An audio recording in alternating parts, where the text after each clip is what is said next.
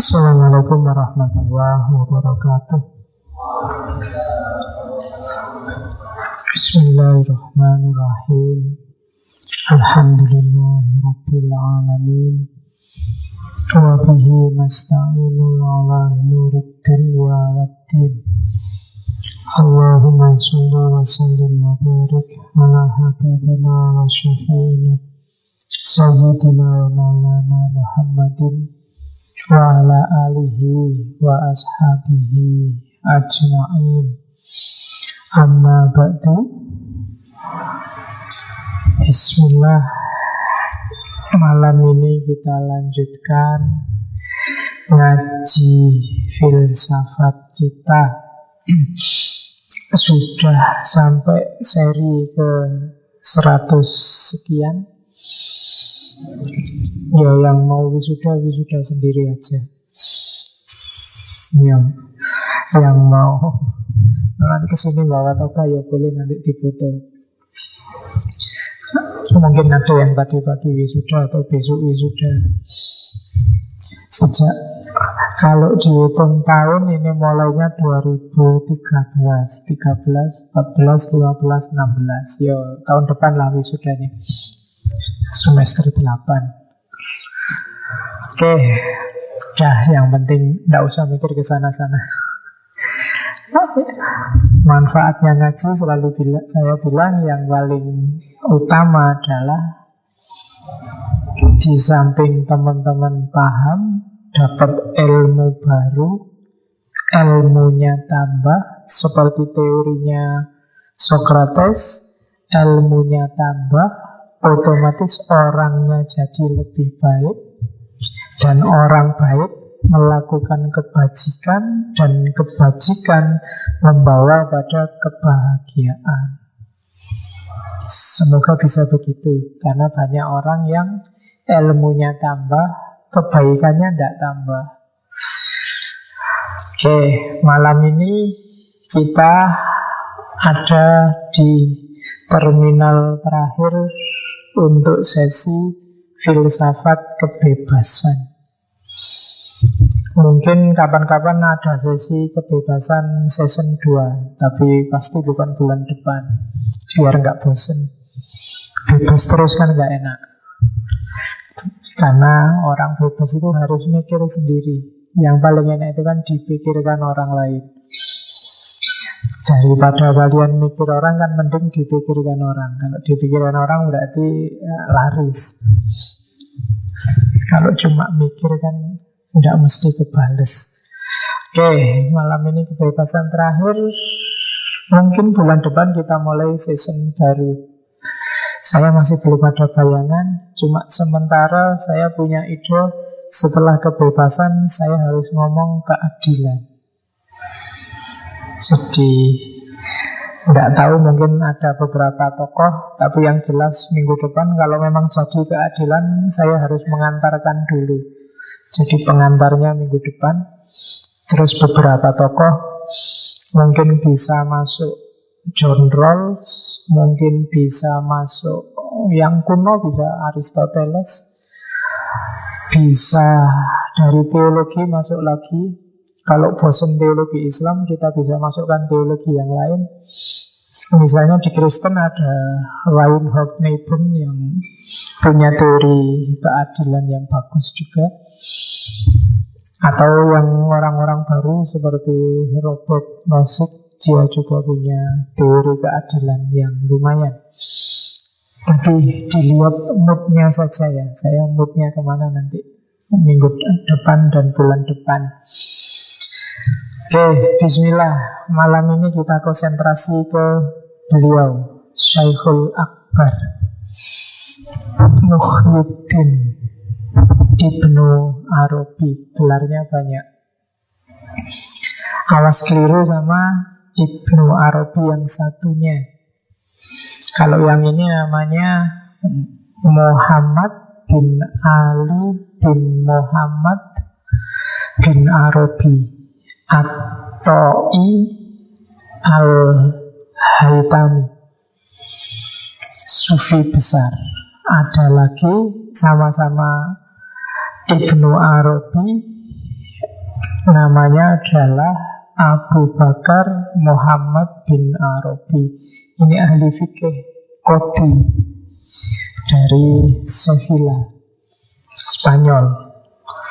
Sama, lebih tua Abu Bakar sedikit, karena nanti Ibnu Arabi ini di antara guru-gurunya itu sepupunya Abu Bakar bin Muhammad Ibnu Arabi.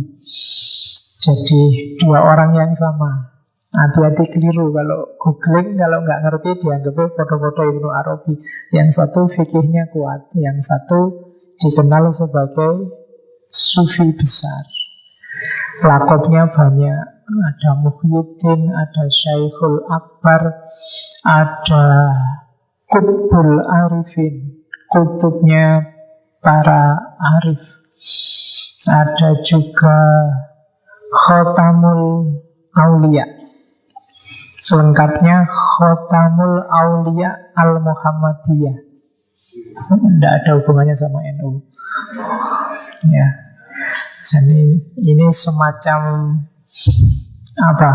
Menyaingi orang Arab. Ini kan ada persaingan antara Arab asli dan Arab yang tidak asli zaman-zaman dulu, zaman-zaman Umayyah, zaman Abbasiyah. Orang Arab kadang-kadang agak merasa tinggi, merasa besar karena dari mereka lah muncul Khotamul Anbiya wal Mursalin. Nah, maka tradisi-tradisi di luar itu, khususnya beberapa sufi dari tradisi Persia yang sejak dulu memang saingan sama Arab sampai hari ini, itu mereka tidak mau kalah. Jadi mereka juga punya Khotamul Aulia Al-Muhammadiyah. Dan yang bisa berhubungan langsung sama Allah itu tidak cuma Nabi, para wali juga bisa lewat pengetahuan ilham. Itu kalau membacanya secara politik bisa ada hubungannya sama ego wilayah Persia sama Arab. Tapi kita nggak usah bahas di situ. Kapan-kapan aja ngomong yang gitu-gitu.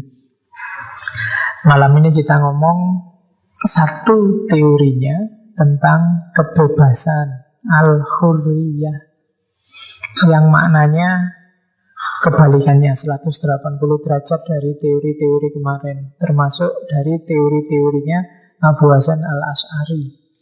Kalau Abu Hasan al-Asy'ari minggu lalu baunya sangat kuat di teks, nas, bayan. Kalau yang sebelumnya Mil dan kawan-kawan itu bau burhannya kuat. Malam ini kita ketemu bau irfan. Gimana kebebasan dalam tradisi sufisme. Kalau saya tidak salah, dulu saya tidak tahu ya, tahun berapa, 2013 atau 2014, ada juga ketika ngomong filsafat Islam, tradisi Persian, ada sudah kita bahas tema Ibnu Arabi. Mungkin saya nggak ngulang-ngulang lagi yang pikiran-pikirannya Ibnu Arabi secara general. Malam ini kita spesifik ke teorinya Ibnu Arabi tentang kebebasan. Oke, bismillah ya. Semoga nyampe. Kalau dalam dunia tasawuf, nanti apa yang bisa kalian ambil, bisa kalian pahami dari teorinya Ibnu Arabi itu bukan dari kalian. Ya memang maunya Allah kalian pahamnya cuma segitu. Nanti ini ada yang nangkep 10%, 30%, 50%, atau 120%. Berarti itu maunya Allah di situ. Atau nggak paham belas, memang belum waktunya berarti. Ya, kajian tasawuf kan ada logika semacam itu. Jadi tidak usah gelisah kalau nanti tidak paham. Biasa aja, berarti memang makomnya belum nyampe. Oke, bismillah. Ibnu Arabi lahir tahun 1165 Masehi. Nanti meninggalnya 1240. 1165 itu tidak tahu ya di Indonesia ada apa. Indonesia tahun itu, kalau Jawa tahun-tahun itu 1222 itu Ken Arok bikin Singosari. Jadi Indonesia masih tawuran, Timur Tengah sudah nyufi. Ya, ya kan 1222 ya. Dan Majapahit kan berdirinya 1293 karena Singosari kan nggak lama, sekitar 70-an tahun. Sekitar ya 1222 1293 ya 71-an tahun. Ken Arok itu 5 tahun jadi raja. Anaknya Nusapati itu agak lama 21 tahun. Tohjaya itu 3 bulan atau 4 bulan. Terus tewas. Ranggawuni, Kertanegara, terus terakhir Kertanegara yang paling besar yang bisa mengalahkan Genghis Khan pada zamannya, utusannya. Dan nanti orang-orang Cina yang ganas ditakuti di mana-mana cuma dihapusi sama Raden Wijaya dan kalah. Itu Jawa. Zaman itu Ibnu Arabi sudah malang melintang jadi sufi besar. Oke, lahir 1165, nanti sudah tertarik bidang-bidang kerohanian sejak kecil. Karena memang sudah diramalkan. Konon waktu masih dalam kandungan ibunya, ada seorang sufi perempuan namanya Fatimah, tinggalnya di Cordoba. Dia bilang pada ibunya Ibnu Arabi, "Bu, putra sampean ini sebenarnya ayahmu." Ayah dalam tanda petik. Nah, nanti dia akan jadi gurunya banyak orang.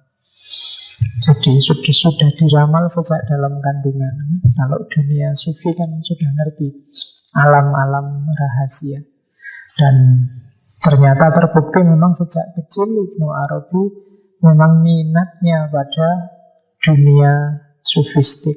Dulu di sesi Ibnu Arabi yang lama saya ceritakan, jadi umur 16 tahun Ibnu Arabi itu sudah khalwat, sudah uzlah. Konon ceritanya satu ketika dia ikut pesta-pesta, makan-makan kayak biasanya ABG kalau ulang tahun kan sukanya gitu. Pesta-pesta, makan-makan. Terus di pesta itu dia mau minum. Ya, neng yo bukan teh yang diminum.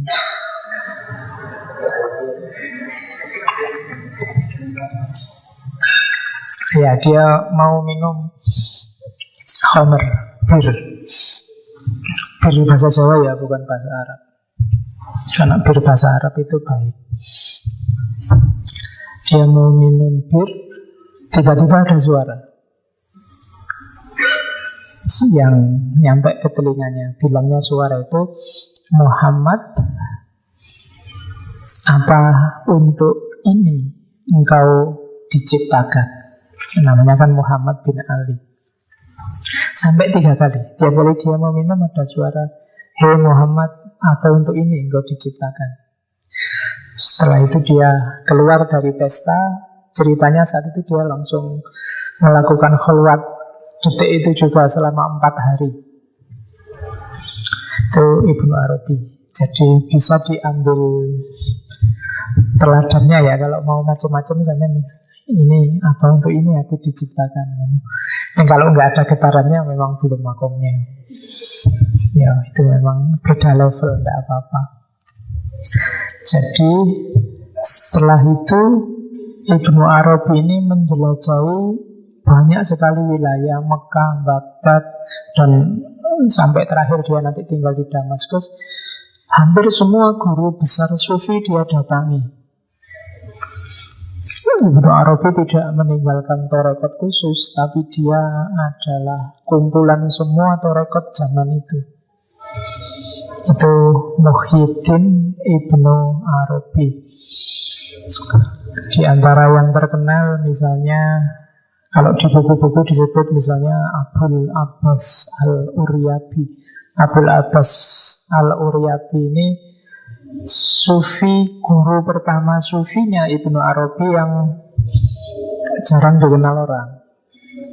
Jadi guru sufi ini satu ketika datang ke Sevilla, Dan Ibnu Arabi tahu, dan segera dia nyantrik pada Al-Uryabi. Nanti kalau teman-teman baca bukunya, banyak ceritanya Ibnu Arabi sendiri tentang gurunya ini. Kurang di buku-buku tarekat sufi dia jarang disebut.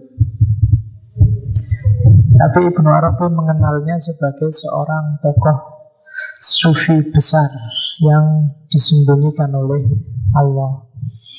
Cerita-ceritanya banyak tentang ini. Yang di Ibnu Arabi misalnya dia menyebut Syekh Al-Uryabi ini kalau wiritan itu tidak pernah panjang. Dia tidak pernah wirid neko-neko. Yang dia wiridkan hanya Allah saja. Jadi setiap detik yang muncul dari mulutnya, detak jantungnya, bunyinya hanya Allah. Tidak berani panjang-panjang. Ketika ditanya oleh Ibnu Arabi, Syekh kok sampean wiritannya cuma Allah, mbok yang agak keren dikit itu loh, yang panjang-panjang pakai kalimat-kalimat bersair yang ya paling tidak la ilaha illallah lah, kan lebih mantap. Katanya Syekh Al-Uryabi, saya takut karena umur itu tidak mesti. Jangan-jangan la ilaha illallah cuma bilang la ilaha terus wassalam. Jadi khawatir putus tengah jalan, sudahlah Allah aja. Dan sufi itu kan nanti dikenal orang yang sudah melekat sama Allah, detak jantungnya, langkah kaki, tangannya, semuanya bunyinya Allah. Itu Syekh Al-Uryabi. Ada cerita lagi satu ketika ada orang tua yang ngajak anaknya hafal Quran. Anaknya ini hafal Quran. Sini mungkin ada yang hafal Quran ya.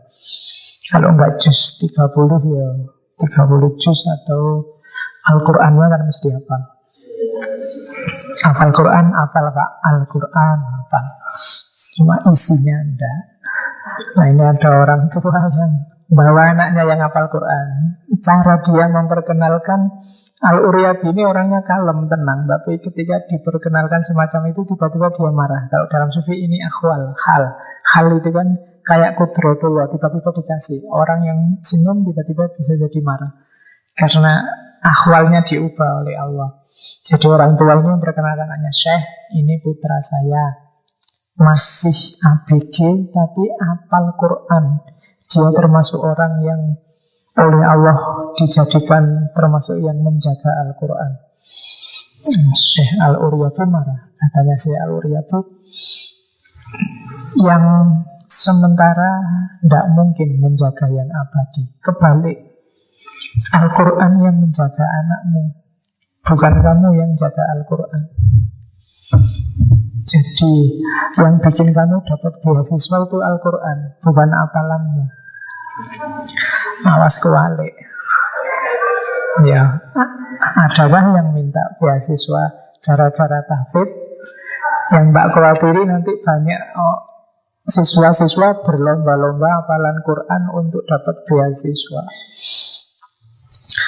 Semoga tidak itu niatnya. Ibnu Arabi ini sama Syekh Al-Uryabi agak lama.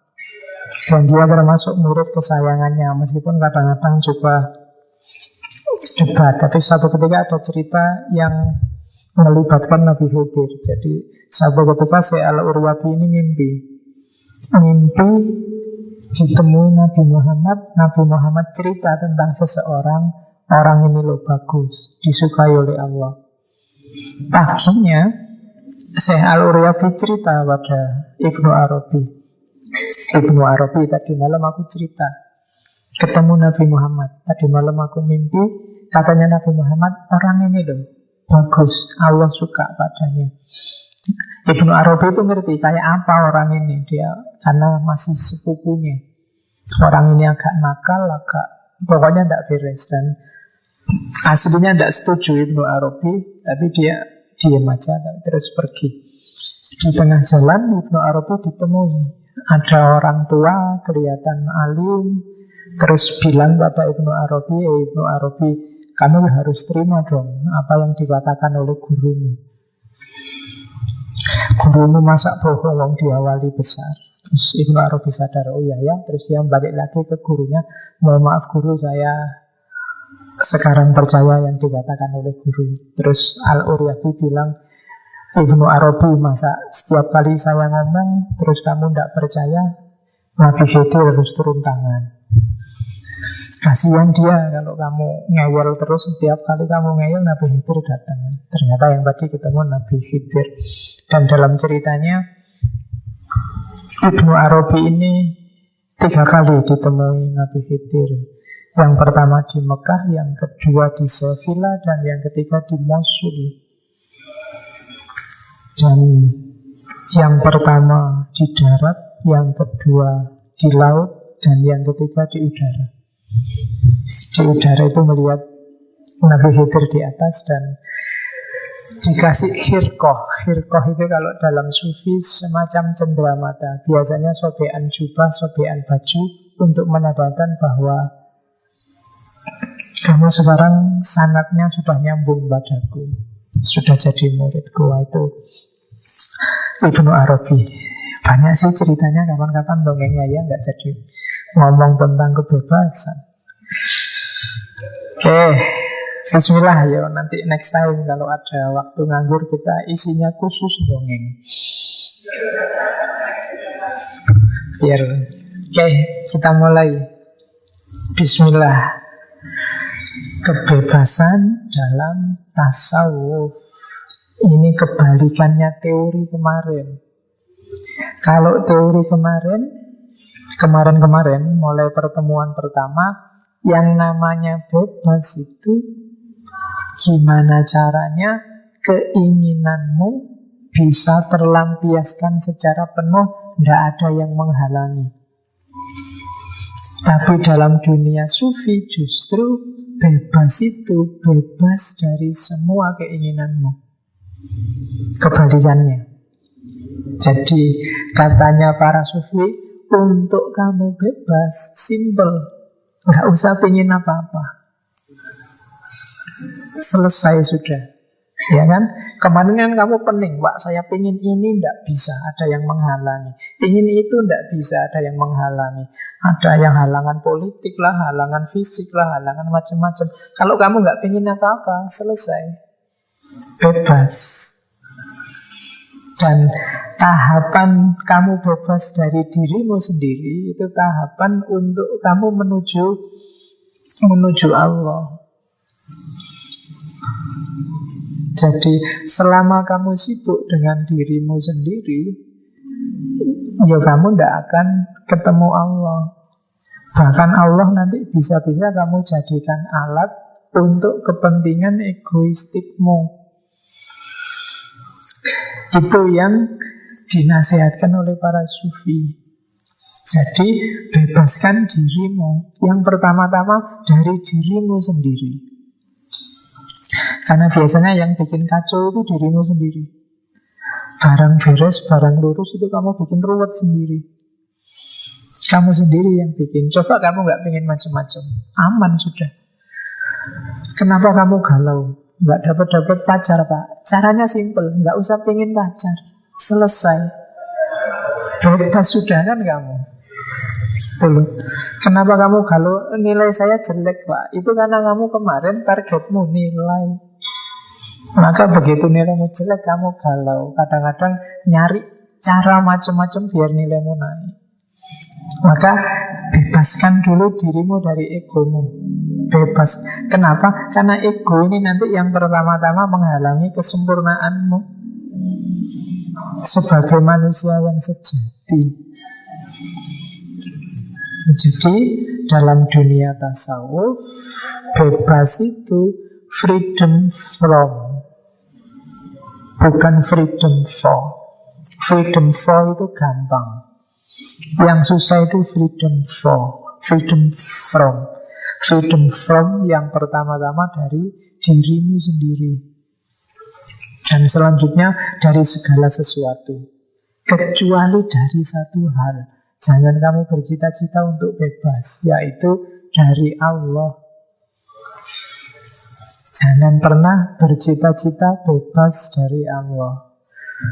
Jangan pernah Rumit apapun situasinya. Kan kadang-kadang mungkin kita sholat lagi capek. Coba kemarin enggak. Nah kan sering gitu. Sudah puasa. Coba kemarin enggak Islam. Enggak ada puasa-puasanan, enggak ada sholat-sholatan. Kan kadang-kadang gitu. Tapi jangan bercita-cita bebas dari Allah. Kenapa? Begitu kamu bercita-cita bebas dari Allah, kamu keluar jalur. Keluar dari hitohmu sebagai manusia. Nanti kita lihat argumen-argumennya. Kenapa bisa begitu? Bebas ini kalau di Sufi termasuk makom. Yang jelas ngomong ini Imam Qusairi, Risalah Al-Qusairiyah. Jadi apa sih bebas itu? Katanya Imam Qusairi, ketika seorang hamba tidak lagi berada di lingkaran perbudakan segala makhluk. Tidak ada sesuatu pun yang kamu izinkan nyetir hidupmu kecuali Allah. Berarti kamu bebas. Tidak ada idola-idola selain Allah. Tidak ada target-target selain Allah. Tidak ada cita-cita apapun selain Allah. Apapun yang kamu lakukan adalah selangkah lebih dekat untuk menuju Allah. Itu berarti kamu bebas.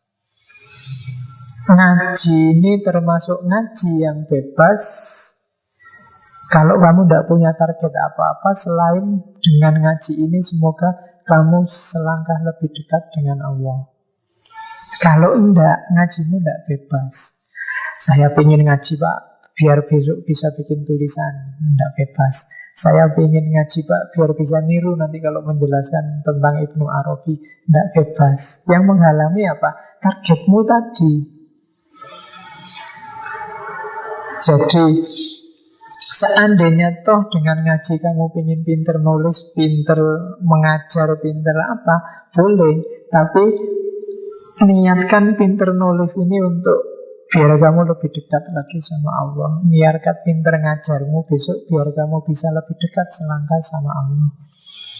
Itu berarti kamu bebas. Tapi kalau target finalnya hanya itu, ya selesai. Saya ingin ngaji Pak, biar lumayan daripada nganggur di kos-kosan untuk teh misalnya. Ya cuma itu dapatnya, nggak ada yang lain. Jadi targetnya harus Allah. Oke, kita lihat nanti masih panjang ini ya. Nah, kebebasan itu makom. Jadi bebas berarti freedom from. Freedom from itu apa? Taharrur, membebaskan diri.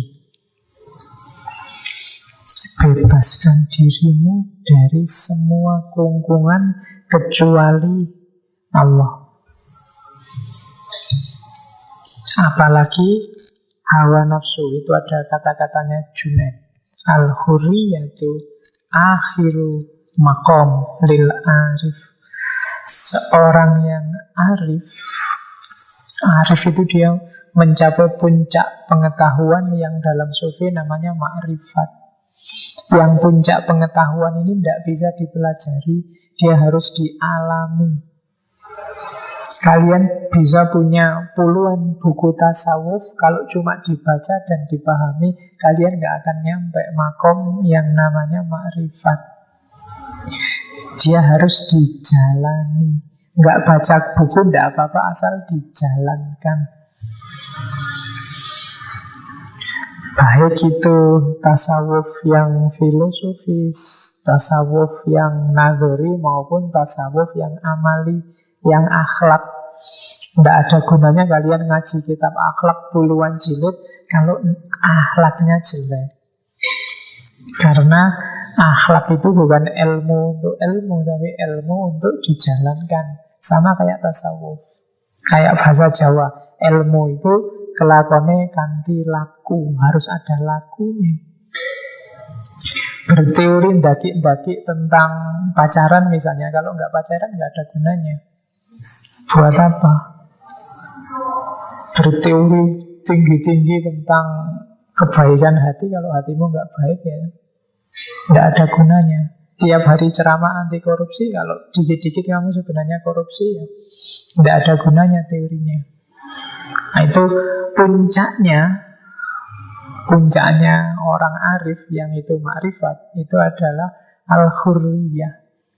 Ketika dia bebas dari semua keterikatan, semua perbudakan, semua situasi yang sifatnya di luar Allah. Makanya rumusnya Islam itu kan kholik sama makhluk.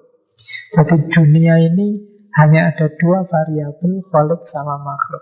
Di luar kholik semua levelnya adalah makhluk.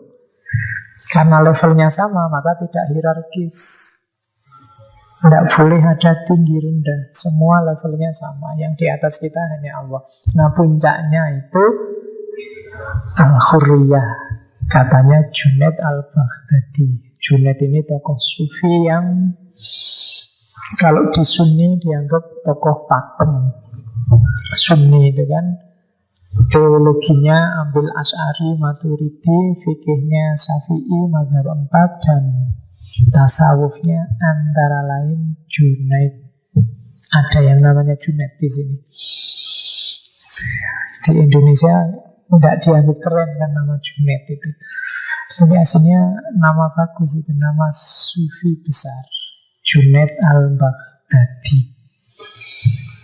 Satu ketika ada orang alim yang datang ke Junaid.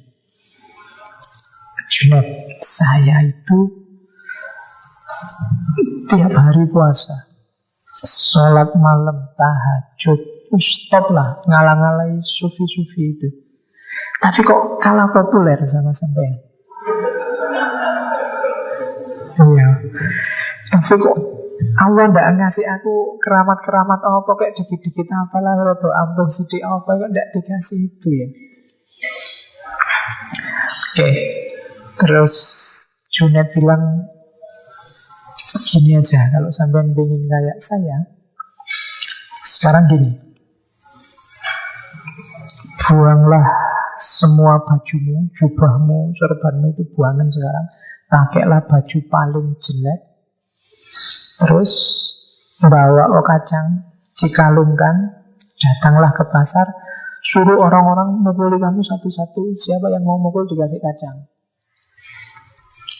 Orang itu langsung bilang, Subhanallah, astagfirullah. Kok gitu? Jawabannya Junaid, Subhanallah, astagfirullahmu itu, Subhanallah, astagfirullah itu kalau diucapkan orang kafir, dia jadi muslim. Tapi banyak Subhanallah, astagfirullah, Allahu Akbar yang diucapkan orang Islam, karena mengucapkan itu dia jadi kafir. Kenapa? Karena Subhanallah, astagfirullahmu itu simbol kamu merasa besar, kamu merasa benar, simbol bahwa kamu merasa paling top, dan itu sombong. Sombong itu dosa yang paling dibenci oleh Allah. Sombong itu indikasi kemusyrikan. Jadi jangan salah, meskipun tiap hari kamu Subhanallah, Subhanallah, Subhanallah, atau pawai sambil Allahu Akbar, Allahu Akbar. Iya, jangan salah katanya Junaid. Allahu Akbar itu kalau diucapkan orang kafir dia bisa jadi muslim. Tapi ada kalanya diucapkan seorang muslim malah kafir gara-gara Allahu Akbar itu. Itu kritiknya Junaid. Maksudnya apa? Allahu Akbarmu membawa indikasi kesombongan. Sombong itu kan berarti kamu merasa besar, merasa bisa, tidak sadar bahwa kebesaran, kebisaanmu dan kebenaranmu itu dari Allah, bukan darimu sendiri. Kamu tidak punya daya apa-apa kalau Allah nggak mengizinkan. Nah, ini yang orang sering salah paham. Orang boleh pinter, tapi jangan merasa pinter. Setiap orang yakin dirinya benar, tapi jangan nganggap kamu satu-satunya yang benar, karena kamu bisa juga keliru. Nah, itu rumusnya, itu contoh dari Junaid. Dan puncaknya itu semua al-hurriyah, bebas. Kenapa ada orang yang seperti dicontoh tadi? Karena orang-orang semacam ini biasanya nggak bebas. Ternyata dia sholat malam, dia tahajud, dia puasa siangnya tidak karena Allah satu-satunya. Dia ingin terkenal, ingin dapat karomah dikit-dikit, ingin dapat melakukan sesuatu yang luar biasa kayak para wali kan gitu.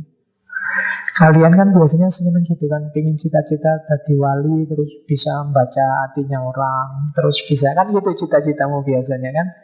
Seneng kalau baca keramat-keramat gitu, wah dahsyatnya luar biasa kan gitu biasanya.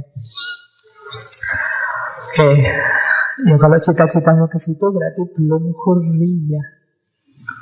Kamu belum bebas. Tidak mungkin jadi wali dengan itu. Gusti Allah yang ngerti. Meskipun Gusti Allah sangat sayang padamu, meskipun kayak gitu jangan khawatir. Gak usah minder, tinggal diluruskan dikit niatnya. Gak usah terus gak jadi sholat malam, gak jadi puasa. Tetap aja niatnya diluruskan dikit.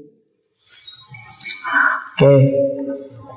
Jadi kebebasan itu makom. Meskipun nanti di Ibnu Arabi ada juga hal akhwal kebebasan, akhwal hurriyah. Katanya Ibnu Arabi, sekarang kita mulai di Ibnu Arabi ya. Ibnu Arabi sebelum merumuskan kebahagiaan harus kita pahami pikiran-pikiran asumsinya, dasarnya. Dari sinilah nanti dia merumuskan kebebasan. Yang pertama, kategori manusia. Jadi Ibnu Arabi bikin kategori manusia itu ada dua jenis. Ada insan kamil, ada insan hayawan.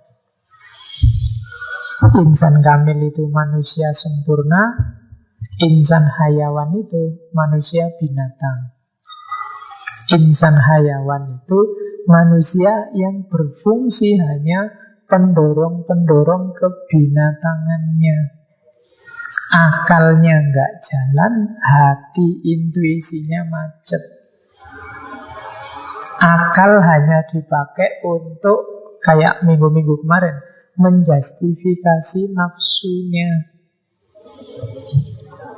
Hasratnya dulu, nafsunya dulu, baru akal dukung, baru dicarikan dalil Al-Quran. Itu namanya insan hayawan. Jadi pacaran itu boleh kok Pak. Karena kan sebelum nikah harus pacaran dulu. Logikanya kalau nggak kenal dulu kan kita nggak bisa hidup bersama. Itu dalil aklinya Pak. Naklinya juga ada Pak. Waja'alnakum syu'uba wa qabaila lita'arufu. Jadi itu kan pacarannya duluan, argumennya belakangan. Jadi dalilnya untuk menjustifikasi hasratmu, ambisimu, nafsunya. Itu namanya insan hayawan. Meskipun pakai Quran, meskipun pakai dalil. Jangan terlalu wow, jangan terlalu terpesona dengan orang yang pakai dalil. Coba kamu cek, dalil itu ada di depan apa ada di belakang. Kebanyakan ada di belakang. Punya pandangan dulu, punya pendapat dulu, punya aliran dulu, baru dicarikan dalilnya. Kan orang selalu tanya, pikiranmu gitu, dalilnya apa? Kebalik harusnya. Dalilnya gini, harusnya kita mikirnya gimana, kan gitu. Saya selalu pendapat dulu, baru dalilnya. Nah itu, kalau bagi Ibnu Arabi masih belum. Statusnya masih insan hayawan. Yang nyetir masih hawa nafsu. Belum masuk ke insan yang kamil. Nanti dulu saya ngomong banyak sekali waktu sesi awal Ibnu Arabi itu tentang insan kamil. Yang kedua ada kategori Abdur Rabb sama Abdun Nazar. Jadi Abdur Rabb itu yang nyetir adalah kalbunya yang bersih. Kalau Abdun Nazar itu yang nyetir adalah nafsunya. Nah, kita bisa cek diri kita ini Abdur Rabb apa Abdun Nazar. Untuk bisa Abdur Rabb, batin kita harus suci. Kalau dalam dunia tasawuf ada takholli. Setelah takholli itu dibersihkan dari yang jelek-jelek. Untuk bisa membersihkan, kita kan harus tahu yang jelek itu apa dan di mana. Untuk tahu ini, kita butuh kemampuan namanya muhasabah. Untuk bisa muhasabah, kita harus punya kemampuan mikir yang benar. Di situ filsafat berguna. Jadi muhasabahlah, refleksilah tentang dirimu, temukan mana yang jelek-jelek, terus bersihkan. Itu namanya takholli. Setelah itu, isilah dengan yang baik-baik. Ini namanya tahalli. Kalau kamu sudah mengisi dengan yang baik-baik, pada puncaknya nanti kamu akan mengalami tajalli. Tajalli itu anugerah Allah ketika terbuka semua rahasia hidup. Itu tajalli. Di sufi namanya ma'rifat. Oh, ternyata hidup itu cuma kayak gini aja tuh. Ternyata intinya orang itu hanya ini saja. Itu namanya tajalli. Ini nggak bisa diteorikan. Kamu nggak bisa hanya baca buku sufi untuk ngerti Allah itu gimana, hidup ini gimana, nggak bisa. Kalau tajalli itu pemahaman langsung dari Allah. Kalau bahasa psikologi namanya kesadaran. Ada kesadaran ilahiyah namanya tajalli. Tidak, kesadaran itu levelnya beda sama sekedar pengetahuan. Kamu tahu kalau bohong itu jelek, tapi sering tidak sadar sehingga terus kamu bohong. Kadang-kadang, kalau terpaksa. Nah, itu namanya belum sadar. Kamu sadar loh kalau sholat malam itu baik. Tapi kan saya tidak tahu masih ada nggak di sini yang rajin sholat malam. Tahu tapi kesadarannya belum muncul. Kenapa sih kok sufi itu mau-maunya ada yang semalam sholat ratusan rakaat, puasa nggak berhenti-berhenti, uzlah nggak selesai-selesai, kok betah? Karena dasarnya adalah kesadaran, tidak sekedar pengetahuan. Kenapa kadang-kadang kalian sok-sok tobat, pingin ibadah terus, pingin sholat malam, pingin puasa, kadang-kadang malesnya luar biasa. Karena basisnya belum kesadaran, belum tajalli. Basisnya baru pengetahuan. Itu bedanya. Indonesia ini kalau sekedar pengetahuan itu teori negara bagus sudah ada sejak zaman Bung Karno dan kawan-kawan. Tapi kesadaran, baik kesadaran pemimpinnya maupun kesadaran yang dipimpinnya yang belum ada. Itu yang bikin kita susah jalan. Nah, kalau bisa tahalli, tajalli, kita bisa jadi Abdur Rabb, hamba dari Tuhannya. Yang kedua, kalau tidak begitu, biasanya kita cuma Abdun Nazar, hamba dari akalnya. Males sholat misalnya, Pak biasa aja Pak, Allah aja nggak ribut kok. Kenapa sih orang ribut kita malas sholat? Nah, itu Abdul Nazar. Kamu cari alasan. Allah itu tidak butuh sholat kita kok Pak. Allah itu maha kaya. Ngapain sih dia butuh sholat kita? Itu Abdul Nazar. Apa-apa dilakukan dulu, dalilnya belakangan. Itu yang sering terjadi. Kebanyakan kita Abdul Nazar. Jadi apa dulu, dicarikan alasannya. Melakukan apa dulu, dicarikan dasarnya. Itu namanya Abdul Nazar. Jadi seolah-olah kamu sendiri yang nyetir hidupmu. Nah, ini namanya bukan abdun. Karena abdun itu cirinya adalah pasrah pada majikannya. Makanya nama agamanya itu Islam, berserah diri. Kuncinya ada di situ. Selama kamu masih merasa jadi dalang, ya kamu tidak akan bisa jadi abdun yang sejati. Kamu abdun dari hawa nafsumu sendiri, dari akalmu sendiri. Itu asumsi pertama. Jadi menurut Ibnu Arabi, manusia itu ada insan kamil, ada insan hayawan. Perilakunya ada yang melambangkan hamba Tuhan, Abdur Rabb, ada yang melambangkan hamba akal, Abdun Nazar. Itu kategori manusia. Insan kamil itu apa sih? Insan kamil itu kalau di Ibnu Arabi, kemarin saya jelaskan ya, dalam diri manusia itu ada dua dimensi. Ada dimensi kemanusiaan, ada dimensi ketuhanan. Dimensi kemanusiaan itu ya dimensi fisik. Kalau yang bagian dalam ya bagian saraf, jantung, bagian otot dan macam-macam itu kan dimensi manusiawi. Termasuk hasrat, nafsu, keinginan dan macam-macam. Ada dimensi ketuhanan. Dimensi manusia namanya nasut. Dimensi ketuhanan namanya lahut. Jadi jangan salah. Wa khuliqa Adam ala surati Adam itu diciptakan sesuai gambarnya Allah. Bukan berarti Allah itu kayak kita ini loh ya. Ada hidungnya, ada mulutnya, ada rambutnya. Enggak.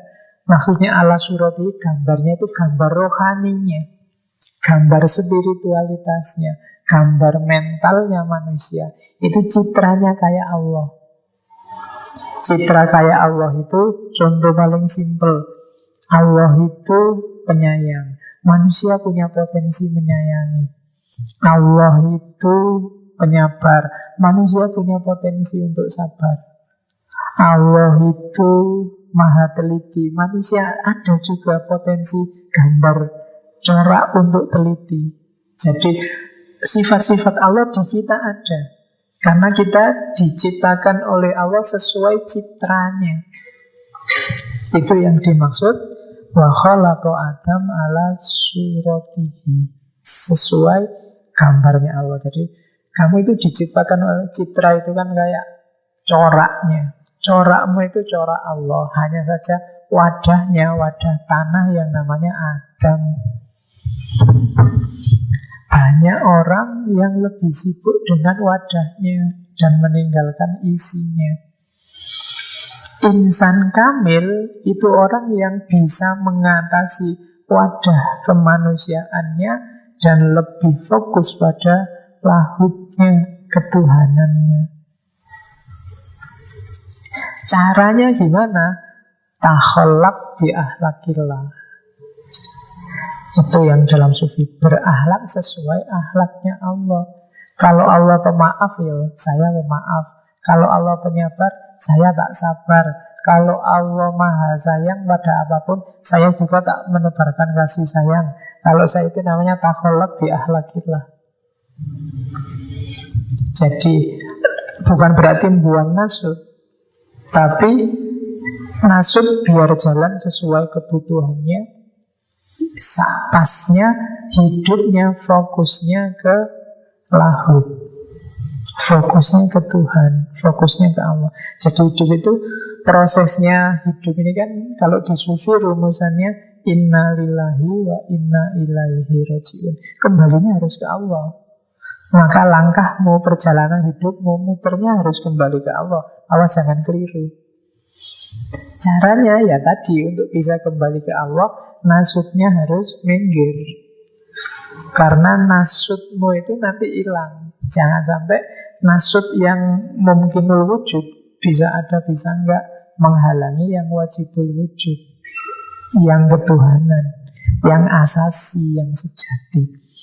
Nah, manusia yang bisa mengatasi nasutnya dan mengutamakan lahutnya, dialah insan kamil, manusia sempurna, manusia yang wadahnya manusia,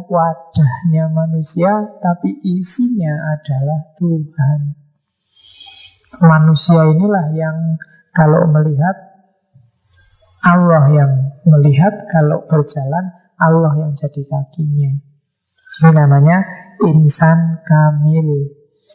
Ya kalau kita sih masih panjang menuju ke sana, yang penting ngerti teori ini sih ya. Syukur-syukur sadar dikit-dikit. Jadi tanpa harus mengubah apa-apa, orientasinya semua harus menuju Allah. Belajar tetap belajar, yang kuliah tetap kuliah, ngaji tetap ngaji, tapi tinggal digeser dikit arah niatnya. Yang semula untuk target-target sementara, target-target makhluk, sekarang targetnya adalah target Khalik. Latihan. Karena kalau nggak dilatih agak susah nanti. Nggak usah nunggu tua. Kalian kan biasanya itu dibanding, Pak saya mau sholat malam, saya mau besok aja Pak ya kalau tua. Sekarang masih muda, Pak masih pingin macam-macam, masih pingin HP terbaru, masih pingin pacar terbaru, masih pingin, ya pending dulu lah Pak.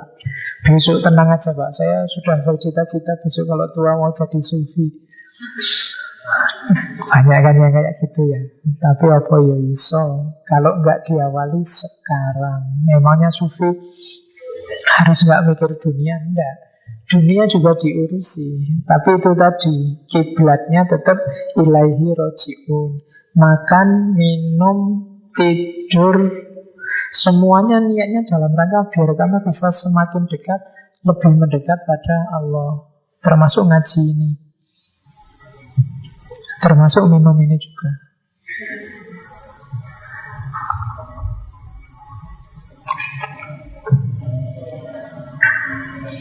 Jadi asumsi pertama untuk menuju kebebasan adalah insan kamil. Cirinya ini, manifestasinya. Ciri-ciri orang yang sudah insan kamil. Yang pertama adalah orang yang tidak takut apapun. Dia yakin Allah akan selalu melindungi. Kan di Al-Quran kan disebutkan bahwa walinya Allah itu la khaufun alaihim walahum yahzanun. Kalau kita masih sering takut, berarti memang kita bukan walinya Allah. Kalau masih suka galau, bete, sumpek, sedih, itu kan yahzanun kan, berarti belum. Walinya Allah itu tidak kaget, tidak gentar, tidak sumpek, tidak galau mengalami apapun. Karena dia tahu Allah selalu melindungi dia. Cirinya yang pertama, manifestasinya. Dan yang kedua adalah orang yang mencintai Allah dan berusaha meniru sifat-sifatnya. Kayak tadi, takholak bi ahlakillah, lebih sabar. Ini karena sifatnya aktif, ya kadang-kadang lewat kan. Tiba-tiba kalian marah. Kalau pas marah ingatlah bahwa oh iya ya aku harus takholak bi ahlakillah. Kalau ada teman salah ya dimaafkan. Harus lebih penyayang. Siapapun disayangi. Apakah teman cowok, teman cewek, pokoknya sayang semuanya. Kayak lagu satu-satu aku sayang ibu itu kan, pokoknya sayang semuanya lah. Ya, meskipun pacarnya teman juga disayangi, tidak apa. Bukannya insan kamil. Masuk kamu kan pacarnya temanku, aku tidak sayang padamu, enggak. Aku kan insan kamil, jadi meskipun kamu pacarnya temanku, aku juga sayang padamu. Semuanya disayangi. Oke, pemaaf. Tapi jangan salah, kadang-kadang Allah juga adil. Dalam konteks yang pas, ada juga loh sifatnya Allah yang syadid. Ada Allah tegas, tapi makanya harus pas, sesuai takaran. Waktunya tegas ya tegas, waktunya adil ya adil, waktunya memaafkan ya dimaafkan. Kalau paham dialektika ini, kalau bahasa filsafat namanya bijaksana. Itu yang disebut wisdom. Dan mengejarnya memang pakai akal budi, namanya filsafat. Untuk tahu takaran-takarannya kita butuh mikir yang benar, dan itu yang punya filsafat. Kalau Al-Quran kan ngomong parameter-parameternya. sabar, adil, pemaaf, penyayang, akrab sama alam semesta dan seterusnya. Nah, kapan harus sabar, kapan harus sayang, kapan harus memaafkan, itu orang butuh kebijaksanaan, dan di situ filsafat main. Oke, di situ orang harus bisa mikir. Kemudian yang ketiga, insan kamil itu orang yang senantiasa kembali pada Allah. Kembali dalam arti selalu ingat Allah, atau kalau ada salah ya kembali dalam arti taubat terus menerus. Makanya jangan bosan istighfar. Karena tidak ada manusia itu yang sudah pasti benar. Setiap manusia ada lemahnya, ada salah tangkapnya. Itu mengapa kita disuruh sholat, dan dalam sholat disuruh baca Fatihah. Dan dalam Fatihah kamu selalu disuruh berdoa, ihdinas sirotol mustaqim. Kalau sudah pasti benar kan nggak harus kamu ihdinas sirotol mustaqim. Saya sudah lurus, so nggak harus baca ihdinas sirotol mustaqim, kan enggak. Jadi kembali terus pada Allah. Kenapa? Karena kita itu lemah. Jangan sekali-sekali merasa sudah benar. Teorinya adalah sekarang menurutku yang benar ini, sejauh yang aku tahu. Itu aja. Soto ngerti besok ada ilmu baru, ada data baru. Ternyata aku kemarin keliru. Boleh, Islam itu begitu. Islam itu kan yaumuhu khairun min amsihi, selalu lebih baik, lebih baik. Jadi orang yang selalu kembali pada Allah, caranya untuk lebih baik ya apa-apa harus kembali pada Allah. Kalau salah ya tobat, istighfar. Jangan khawatir Allah bosan mendengarkan istighfarmu. Jadi luasnya ampunan Allah itu kan di Quran tidak terbayangkan. Arduhas samawati wal ardh dan seterusnya itu. Seluas langit dan bumi, dan lebih luas pasti dari dosamu. Itu makanya insan kamil itu orang yang ngaku bahwa aku itu lemah dan bisa keliru. Kebalikannya berarti kan insan hayawan itu yang dia merasa selalu benar dan gak mungkin salah. Yang merasa kayak gitu levelnya masih hayawan, belum kamil, belum sempurna. Yang keempat, menyucikan diri lahir dan batin. Ya lahir itu berarti ya suka kebersihan lahir, yang batin ya batinnya bersih. Batin itu mulai akal, kolbu, imajinasi, naluri, itu kan batin semua. Kalau bisa sering-sering dibersihkan. Sekarang kan sering kotor kan, akalmu itu sok-sok buka HP, ada gambar, ada cerita, ada itu kan kotor, bersihkan. Yo, yang di HP juga dihapus, coba doa kamu bersihkan. Yang HP ini si ono, kapan-kapan foto dilihat lagi ya mana-mana Pak, gitu. Dia foto ya. Oke. HP-mu itu kan cepat panas karena gambarnya gitu-gitu, isinya gitu-gitu.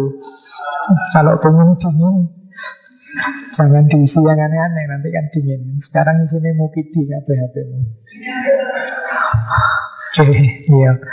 Oke, jadi bersihkan lahir dan batin, termasuk pikiran, hatimu. Yang isi hatimu itu kan isinya macam-macam itu kan. Urusan rasa masuknya ke hati, urusan pemahaman masuknya ke pikiran. Kalau ini isinya jelek, baik di hati maupun pikiran, ekspresi hidupmu juga pasti jelek. Kalau tiap hari kamu lihat, kan sering tak contohkan kan, kalau referensimu hanya yang seksi-seksi, yang di HP, di internet, lihat perempuan meskipun dia pakai cadar, yang terbayangkan seksinya. Ya kan, meskipun ditutup cuma kelihatan matanya, kamu kan itu seandainya dibuka kira-kira kayak gimana ya kan, mesti ngono. Karena pikiranmu sudah gitu duluan, referensinya sudah ke situ. Gitu. Jangankan itu lihat anak kecil aja, itu nanti kalau besar kayak gimana ya, mesti ngono. Jadi betapa isi pikiranmu itu. Iya. Kalau nggak bisa dibersihkan, diinstal ulang aja deh. Nanti dikasih program apalah yang baik-baik. Karena kalau selama ini isinya gitu semua. Oke, berita-berita tidak penting, gambar, video tidak penting kan gitu. Kadang-kadang disuruh menghapus saja, kamu kan eman-eman. Tiba-tiba, temanku itu loh ngirim WA video saru-saru, tapi tidak dihapus, biarin aja di situ. Ya, waduh wae. Kalau butuh dilihat. Oke, itu ciri insan kamil. Yang kelima, ini belum ngomong kebebasan. Insan kamil itu dia selalu bersyukur. Ini yang susah ya. Kita itu bisanya mengeluh, menggerutu apa yang kurang dalam hidup kita. Insan kamil enggak. Kalau ada yang lemah, dia kembalikan ke Allah. Dan yang bagus dia syukuri. Enggak, hidupmu itu kalau kamu mau fair, enggak, enaknya mungkin enggak ada 10%. Wes sesuntuk apapun problemmu hari ini silahkan kamu sebut. Enggak punya uang, diputus pacar, apa wes, IP jeblok, apalagi.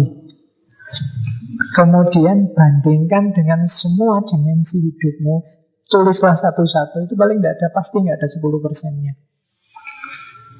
Jadi syukur itu wajib sebenarnya. Kalau kamu orang yang tahu terima kasih. Kalau kamu tidur aja kan nggak ada jaminan besok pagi bangun. Dan Allah dengan telaten tiap pagi membangunkanmu. Meskipun kadang-kadang sampai jam 9, sampai jam 10 baru kamu bangun. Bersyukurlah karena suatu hari Allah jengkel subuh ratangi-tangi ben ratangi sisan itu ya Bu.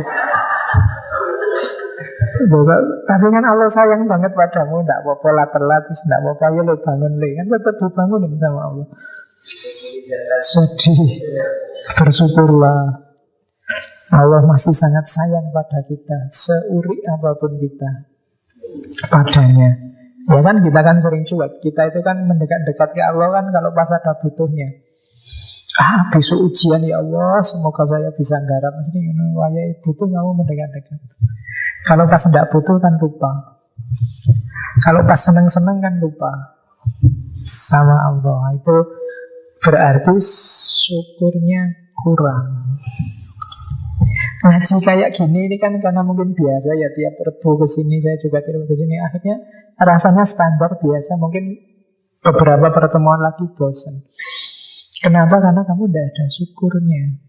Bersyukurlah lo, kamu bisa ngaji filsafat, bisa ada teh gratis, minum gratis, bisa kesini bebas, nyari duduk juga bebas, nggak diwajibkan jajar di sini baris. Banyak loh bersyukurnya. Jadi syukurlah setiap langkahmu dalam kondisi apapun. Coba kamu cek kan ada. Ya alhamdulillah, paling nggak kamu masih bisa bernafas. Itu kan juga harus syukur. Ada kan yang lagi enak-enak ketawa-ketawa tiba-tiba nafasnya putus. Kan ada.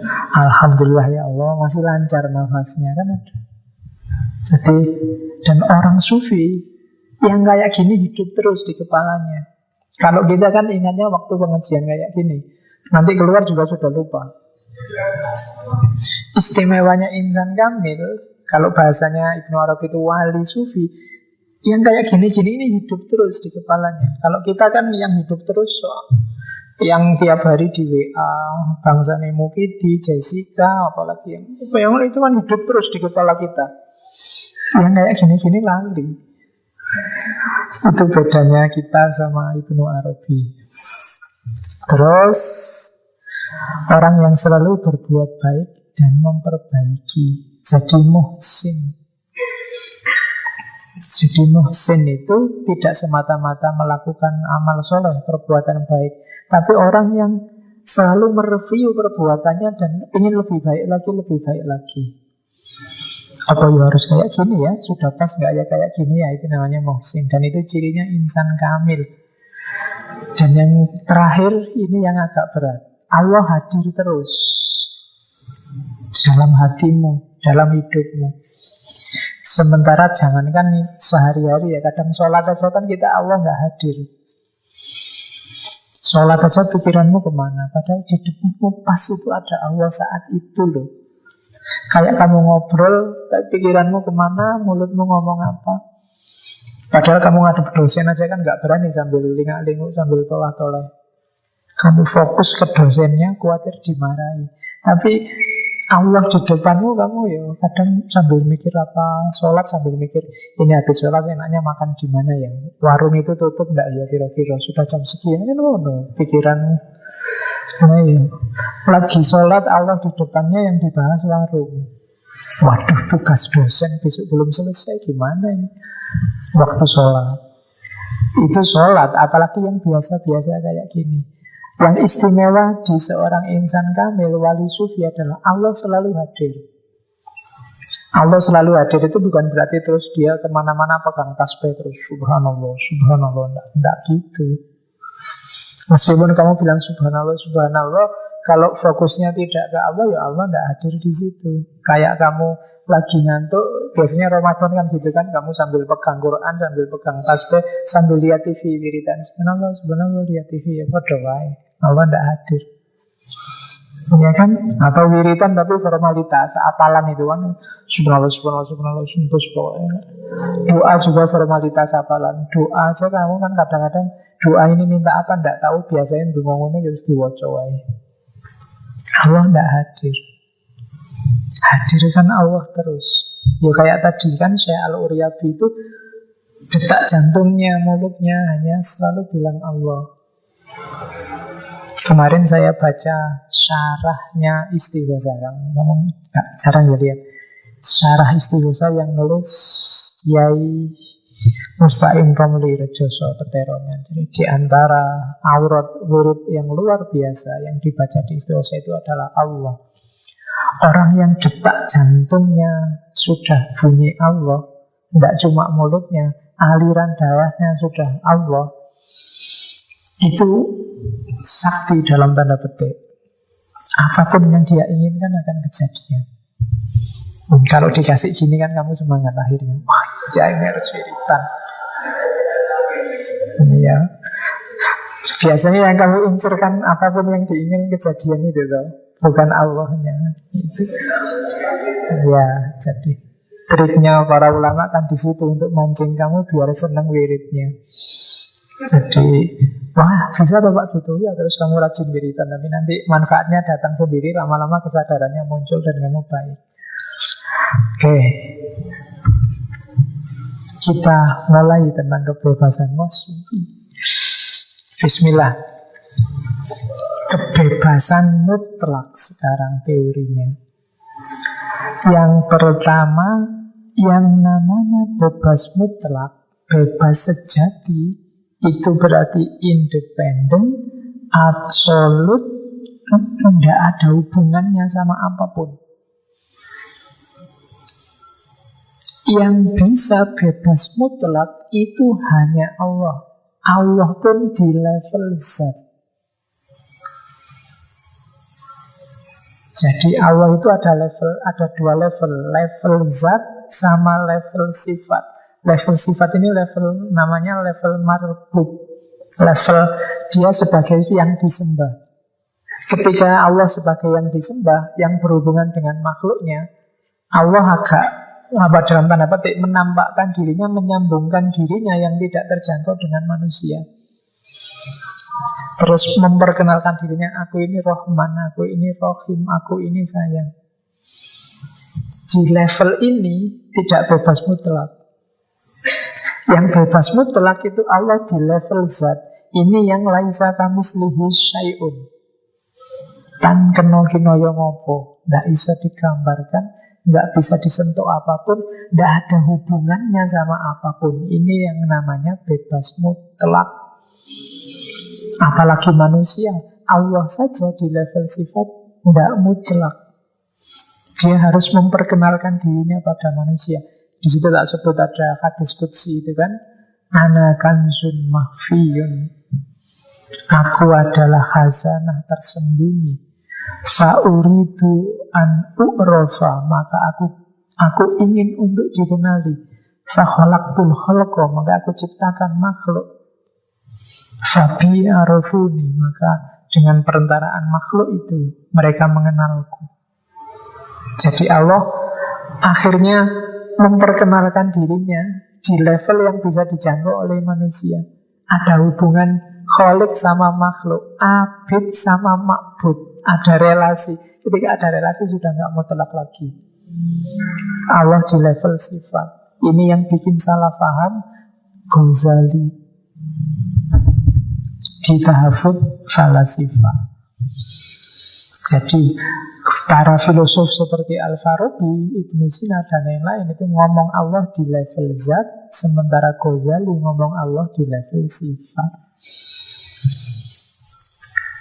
Ya, kapan-kapan kita ketemu itu. Pada saatnya saya ingin 1 bulan full ngomong Ghazali. Mungkin Al-Munqidh Minadz-Dhalal, Tahafut Falasifah, kemudian Maqasid Falasifah, dan kitabnya kan banyak Ghazali itu. Setahun Ghazali penuh juga bisa. Ya, dia punya Majmu'atur Rasail. Di sini macam-macam semua bidang pengetahuan. Oke, jadi catatan pertama kata Ibnu Arabi, kebebasan mutlak itu hanya ada pada Allah di level zat. Manusia, bahkan Allah di level sifat tidak bebas mutlak. Ada batas tapi dalam tanda petik, yang sifatnya relasional yang bikin tidak bebas mutlak. Allah harus memposisikan dirinya sebagai yang disembah. Itu kan berarti ada hubungannya sama yang menyembah. Ketika hubungan-hubungan ini terjadi, nanti muncul banyak syarat-syarat. Ada pahala, ada siksa, ada ampunan, ada itu semua mulai ada batas-batas. Yang Allah memang inginnya Allah begitu, meskipun itu kehendaknya Allah sendiri. Jadi Allah di level zat itu bebas mutlak, di level sifat enggak. Apalagi manusia. Manusia pasti tidak bebas mutlak. Oke. Terus sekarang kalau manusia kebebasan itu ada di mana? Katanya Ibnu Arabi, kebebasan itu sebenarnya memang fitrah.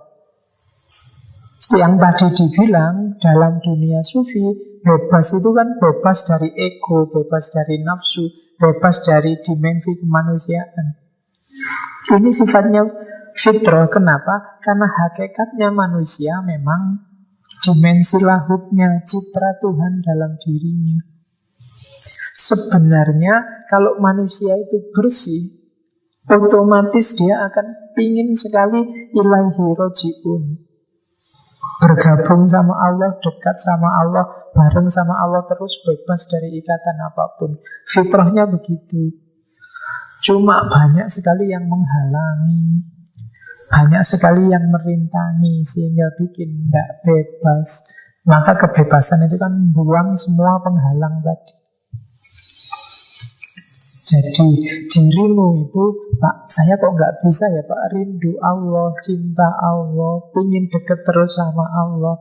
Berarti dirimu sebenarnya rindu, cinta, ingin dekat. Cuma ada yang menghalangi itu sehingga tidak terekspresikan. Nafsumu, egomu, cita-citamu, dimensi kemanusiaanmu. Cita-citamu banyak sekali kan. Keinginanmu, karepmu kan banyak. Yang kecil maupun yang besar. Jangka pendek, jangka menengah, jangka panjang kan ada semua kamu. Ada yang besok Pak saya ingin punya mobil mewah, punya rumah tingkat, kerjaan mapan, istri, suami cakep. Cita-citamu kan itu panjang. Yang jangka pendek, saya ingin besok pagi sarapannya di warung itu. Saya ingin, itu sibuk terus dirimu, keinginanmu macam-macam, tidak pernah diam isi kepalamu, tidak pernah diam hatimu, sibuk oleh dunia, ya otomatis fitrahnya ketutup.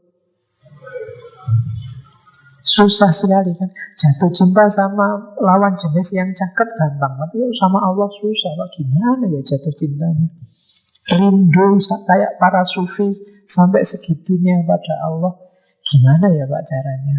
Caranya simpel, taharrur, bebaskan dirimu dari keterikatan dunia.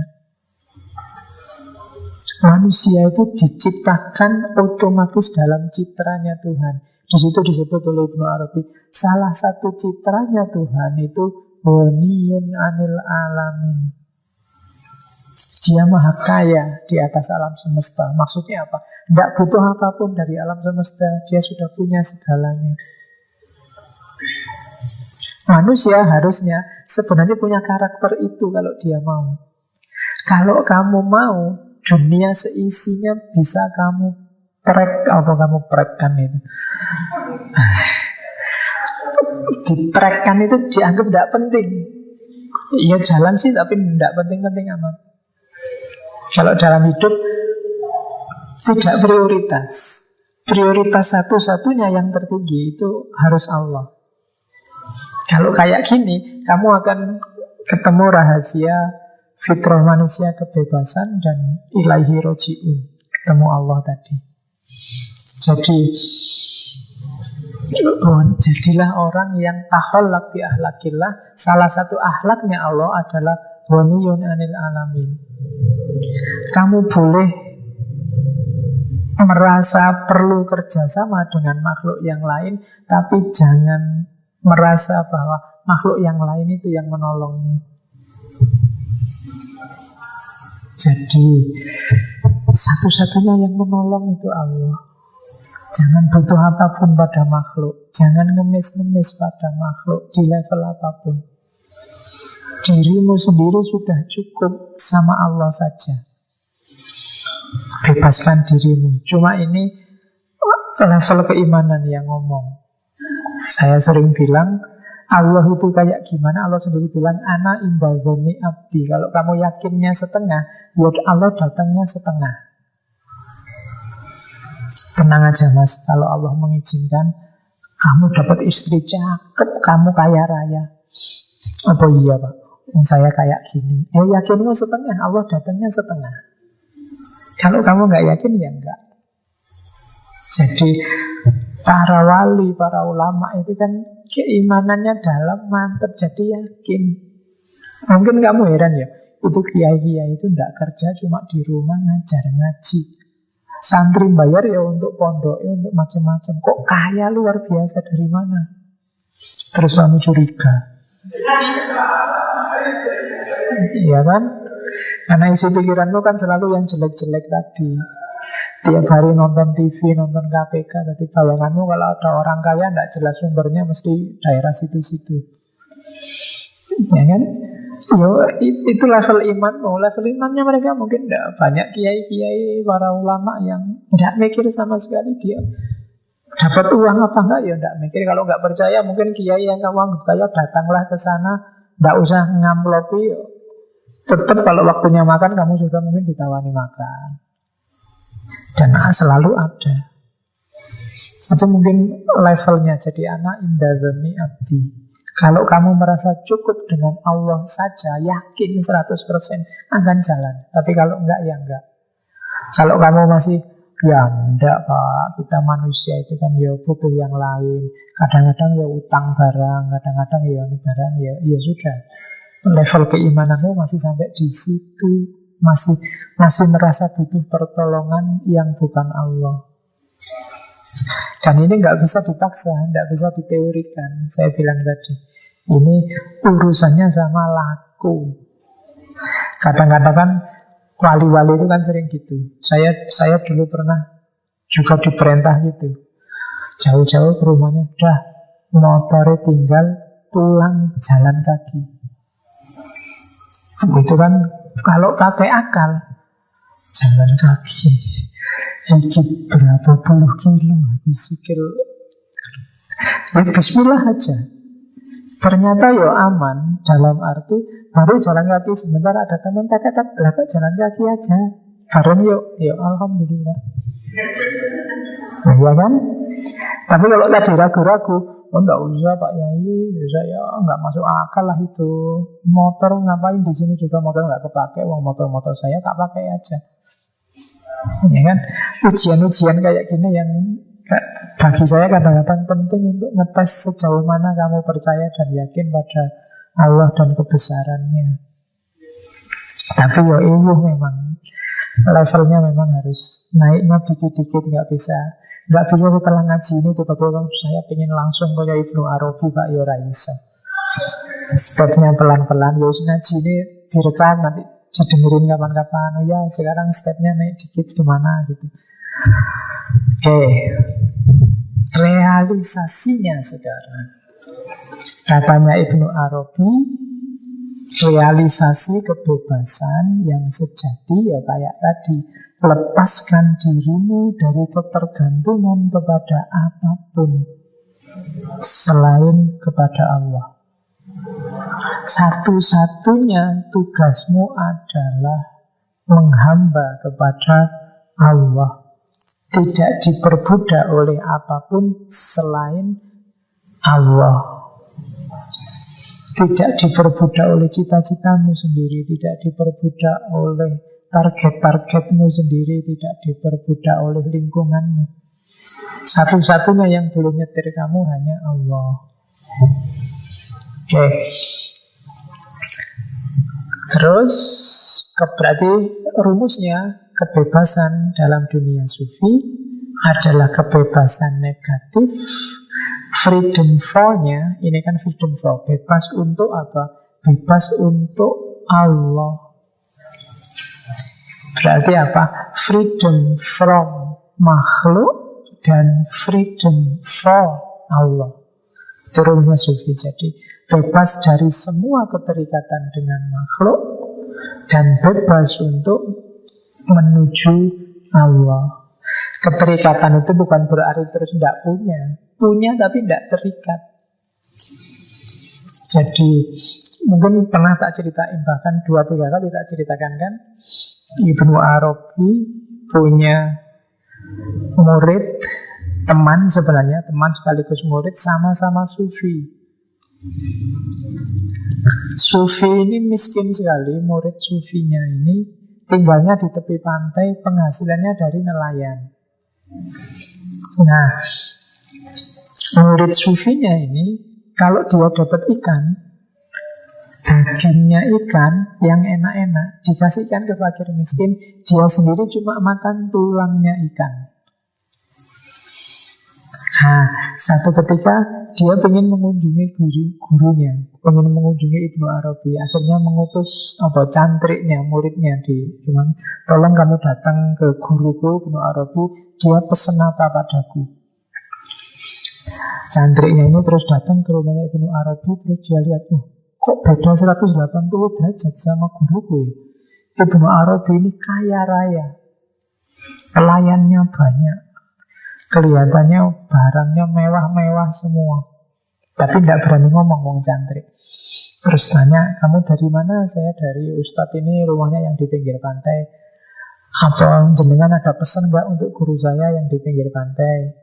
Katanya Ibnu Arabi, aku pesan ke gurumu ya, jangan terlalu mikir dunia. Itu kan mangkel kan muridnya. Gimana tidak terlalu mikir dunia? Ini yang kaya raya.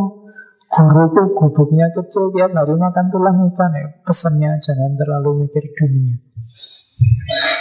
Begitu pulang ditanya, ada pesan apa dari Syekh Ibnu Arabi? Katanya muridnya ini, Ibnu Arabi itu kaya raya, tapi kok malah pesen jangan mikir dunia kan jenengan. Oh jadi pesannya itu jangan mikir dunia. Dia muridnya ini mikir sebentar terus nangis dia. Setelah nangis, kok guru malah nangis ya? Benar Syekh Ibnu Arabi, karena jadi dia ini memang kalau dapat ikan yang enak-enak, yang bagus-bagus dikasihin ke yang miskin, dia cuma makan tulang. Tapi sambil makan tulang itu pikirannya, ini seandainya nggak cuma tulang, ada dagingnya, mungkin enak ya. Cuma mikir itu. Jadi sementara guruku yang Ibnu Arabi itu rumahnya kaya raya, hartanya banyak, tapi dia nggak terikat sedikit pun dengan hartanya. Seandainya detik itu juga semua hartanya hilang, dia nggak kaget. Jadi yang sini makan tulang tapi isi pikirannya tentang dunia, tentang enaknya tulang yang ada dagingnya. Yang sana kaya raya tapi harta bagi dia bukan apa-apa. Nah itu bedanya terikat dan tidak terikat. Jadi nggak mesti yang tidak terikat itu yang nggak punya. Kadang-kadang justru yang banyak mikir cewek itu yang nggak punya pacar. Yang punya pacar itu sudah nggak mikir macam-macam lagi tentang perempuan. Takut sama pacarnya. Jadi coba dicek ya. Yang ribut jomblo-jomblo kan yang asli jomblo. Yang sudah punya pacar sudah tenang hatinya, sudah nggak mikir macam-macam lagi. Oke, terus makom al-hurriyah, makom kebebasan itu katanya Ibnu Arabi adalah makom tahakkuk, bukan makom tahalluk. Ini yang saya bilang agak mikir sebentar. Jadi dalam dunia tasawuf selain tadi ada tahalli, tahalli, tajalli, ada yang namanya ta'alluq, tahalluk, sama tahakkuk. Ta'alluq itu menggantungkan diri hanya pada Allah. Ta'alluq itu menyambungkan dirimu terus sama Allah. Itu namanya ta'alluq. Alaqo itu kan ikatan, sambungan. Jadi di atas ta'alluq ada tahalluk. Kalau tahalluk setelah nyambung sama Allah terus ingin mengisi dirimu dengan sifat-sifatnya Allah, itu namanya tahalluk. Mentalmu mental Allah. Dan yang terakhir tahakkuk. Tahakkuk itu mengaktualkan mentalitas bebas, isi dari Allah tadi untuk kehidupan nyata. Itu namanya tahakkuk. Kamu ingat Allah terus menerus, saya harus dekat terus sama Allah, itu namanya ta'alluq. Biar Allah senang dan mau dekat terus padaku, aku harus tahalluk. Ya kan? Menyesuaikan hidup sesuai keinginannya Allah, mengisi hidup dengan akhlak yang diinginkan oleh Allah. Nah, setelah terisi, ini dipraktekkan. Nggak cuma dimengerti dan disadari, dipraktekkan langsung, itu namanya tahakkuk. Jadi makomnya kebebasan itu makom tahakkuk. Tidak sekedar dipahami teorinya, tapi juga harus dijalankan. Tidak sekedar kamu ngerti bahwa kamu harus bebas dari makhluk, tapi juga dijalankan. Bebaskan dirimu dari makhluk. Itu namanya tahakkuk. Nah, tahakkuk itu kayak tadi, kayak di insan kamil. Jadi diawali dari kesadaran bahwa kita itu mungkinul wujud. Mungkinul wujud itu bisa iya, bisa enggak. Yang bikin kita ada itu Allah. Berarti apa? Kita itu hakikatnya enggak ada. Allah yang bikin kita ada. Dan semua makhluk yang lain itu juga hakikatnya enggak ada. Maka kalau ada orang yang hakikatnya enggak ada, kalau dia pinter, dia tidak akan bersandar pada yang lain yang juga sama-sama hakikatnya enggak ada. Sama-sama mungkin. Sandaran itu berarti apa? Satu-satunya yang pasti ada, wajib ada, yaitu Allah. Jangan minta tolong ke sesama manusia, sesama makhluk. Karena kamu dan dia itu statusnya sama. Bisa iya, bisa enggak. Dan hakikatnya enggak ada. Dia ada kalau Allah mengizinkan dia ada. Jangan utang ke temenmu, karena temenmu itu dia punya uang kalau Allah mengizinkan dia punya uang. Mintalah ke Allah, nanti kalau Allah mengizinkan, kamu tidak usah utang, dikasih sama temenmu. Susah ya mikir kayak gini. Ya tidak mungkin pak kayak gitu. Yo, ya memang masih tidak mungkin di level kepercayaan keimanan kita sekarang yang kayak gitu itu tidak mungkin. Ini urusannya level memang. Urusannya makom kita belum nyampe. Sehingga yang gitu-gitu rasanya tidak mungkin. Nah kalau saya nggak ngomong, nggak minta apa ya ujuk-ujuk dia nyemas tak utangi kan nggak. Karena kita memang belum nyampe ke situ. Tapi katanya Ibnu Arabi, hanya orang bodoh yang bersandar pada sesuatu yang sama-sama lemahnya. Wong sama-sama mungkinul wujud, sama-sama aslinya tidak ada. Oke, satu-satunya kebutuhanmu itu harus hanya pada Allah. Kalau mau bersandar, minta tolong, butuh apa-apa, sebutlah Allah. Pasti dikabulkan. Kalau enggak, berarti level keyakinanmu yang membunyikan. Saya sejak S1, sejak semester 1 sudah berdoa loh Pak, biar kumlot, tapi kok enggak kumlot. Itu doanya masih sambil kamu ragu, bisa enggak ya kumlot, aku ning kelas enggak paham-paham. Itu kamu sendiri yang ragu. Iya enggak nyampe, akhirnya juga enggak nyampe. Oke. Ini kalimat dari Futuhat. Futuhat Makkiyah itu salah satu masterpiece-nya Ibnu Arabi. Di kitabnya agak tebal, ada 560 bab. Jangan salah. Yombolah mocone kapan kamu. Ibnu Arabi itu sepanjang hayatnya dia menulis tidak kurang dari 850 kitab.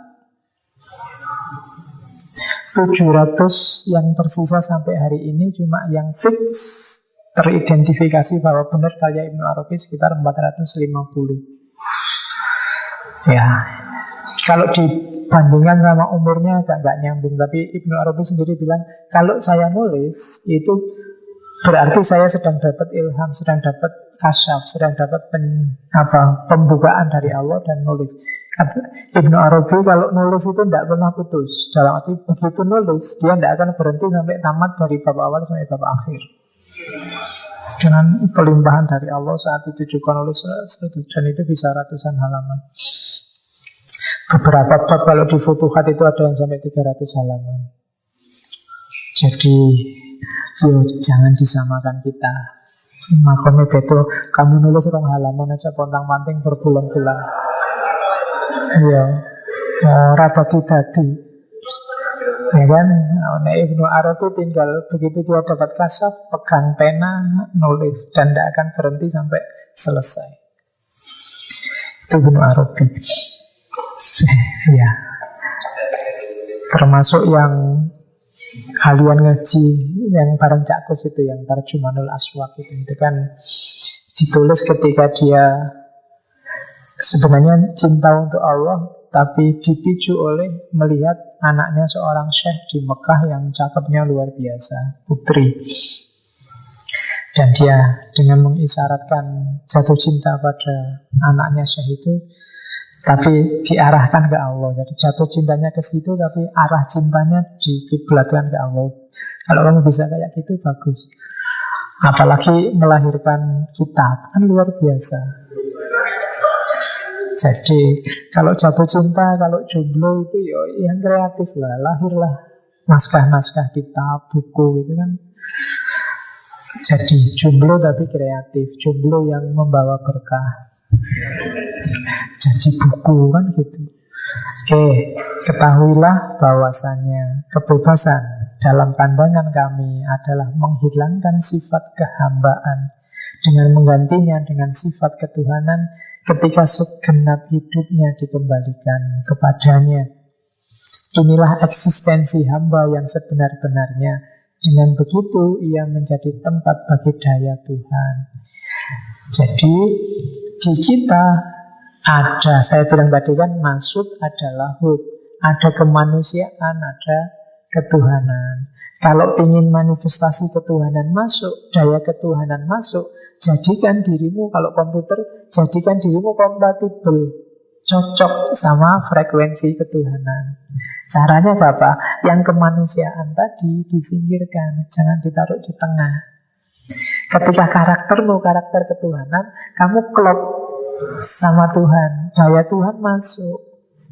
Tapi kalau masih banyak kecampuran manusia, ya nggak bisa masuk pas. Dia seret masuknya, banyak halangannya. Meskipun Allah sudah ngintip-ngintip, tinggal mau masuk, tapi dalam dirimu terlalu ramai, terlalu berisik, terlalu ribut, terlalu banyak halangan, ya Allah tidak bisa masuk. Untuk daya ini, untuk Allah bisa masuk, ya yang nasutnya harus agak disisihkan, dipending sementara, biar Allah bisa masuk. Itu hal al-hurriyah, ahwal hurriyah. Jadi kebebasan dari makhluk ketika Allah masuk. Itu namanya hal. Hal itu kondisi. Ahwal. Ini anugerahnya Allah. Biarkan Allah datang. Bukan kamu yang datang ke Allah. Nggak nyampe, nggak kuat. Jadi carilah ridhonya Allah untuk Allah sendiri datang padamu. Karena kalau kamu sendiri yang ngejar Allah, berapa kekuatanmu. Ini yang saya bilang tadi, hadis qudsi, sangat terkenal, tidak usah saya baca. Sesungguhnya Allah berkata, barang siapa memusuhi waliku, maka aku menyatakan perang terhadapnya. Kalau levelmu sudah insan kamil tadi, tidak akan ada yang bisa mengalahkanmu. Karena kamu tidak bisa sedih, tidak bisa takut oleh apapun, Allah selalu melindungimu. Kalau kamu jalan, Allah yang jadi kakimu. Kalau kamu melihat, Allah yang jadi matamu. Kalau kamu bergerak, Allah yang jadi tanganmu, dan seterusnya. Ini adanya di hadis qudsi. Hadisnya cukup terkenal. Ini untuk menunjukkan bahwa begitu makommu sufi wali, makommu insan kamil, Allah yang menggerakkan hidupmu total. Dan kalau Allah yang menggerakkan hidupmu, tidak ada yang jelek, tidak ada kegagalan, tidak ada ketakutan, tidak ada kesedihan. Pasti nyaman, pasti enak, pasti nikmat. Oke, nah ini yang menarik dari Ibnu Arabi. Puncaknya kebebasan adalah tarkul hurriyah, tinggalkan kebebasan.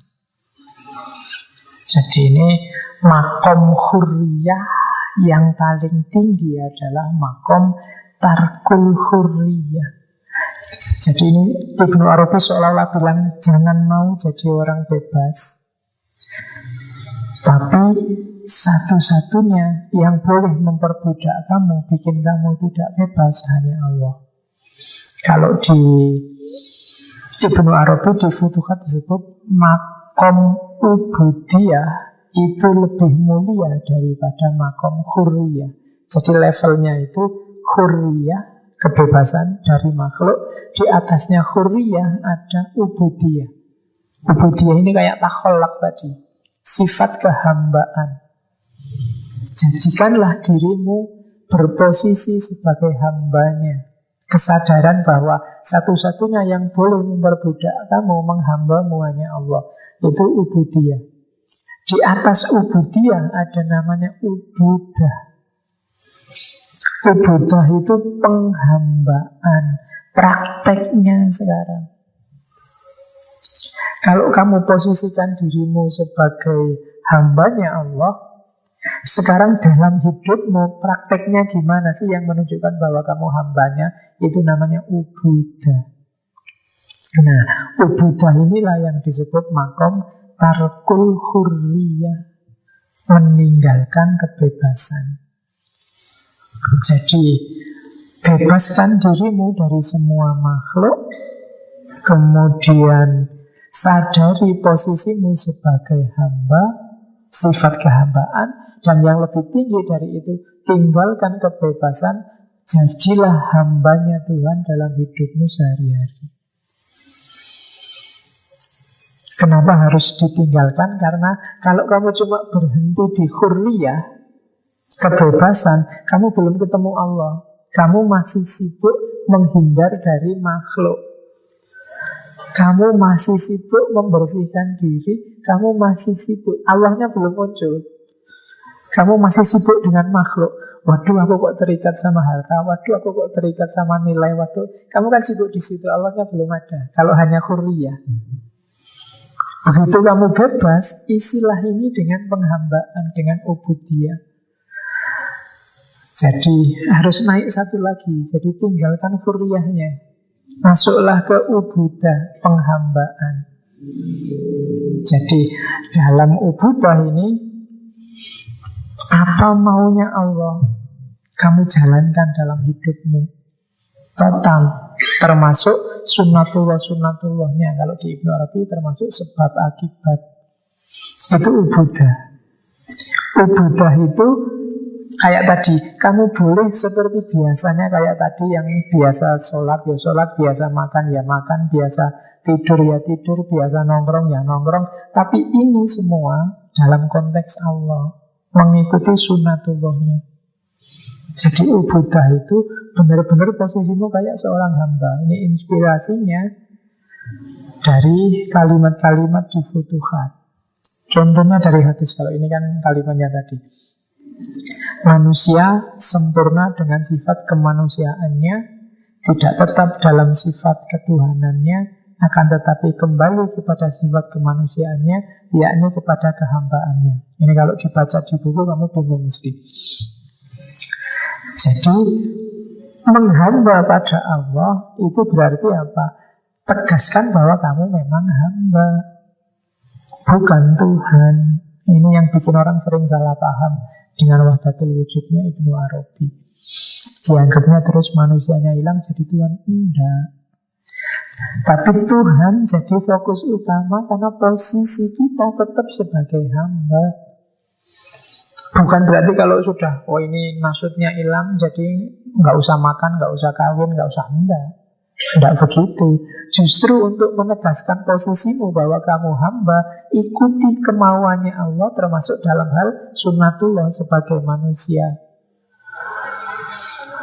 Jadi budaknya Allah itu satu-satunya target hidupmu, termasuk dalam hal kayak tadi, semua yang kecil yang besar dalam hidupmu. Yang ngaji tetap ngaji, yang makan tetap makan, tapi sekarang dalam rangka menjalankan maunya Allah. Kenapa sih kamu ngaji? Karena Allah suka hambanya yang ngaji. Majelis yang paling disukai Allah itu majelis ilmu. Kenapa kamu makan? Karena Allah tidak suka hamba yang menyiksa diri berlebihan. Terus semuanya serba Allah. Ini namanya makom ubudah. Kalau di Futuhat ada sindiran ke orang yang hurriyah tapi belum masuk ke ubudah.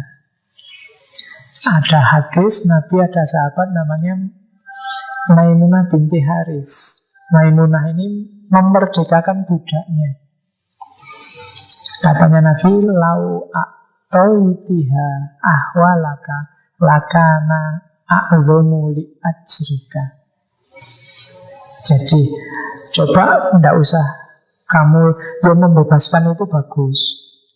Tapi kalau dia tidak kamu bebaskan, tapi kamu ajari agama, itu sehingga dia sepintar dirimu tentang agama, pahalamu lebih besar. Jadi ini hadis ini dipakai di Futuhat untuk menunjukkan bahwa tidak selalu kebebasan itu lebih baik.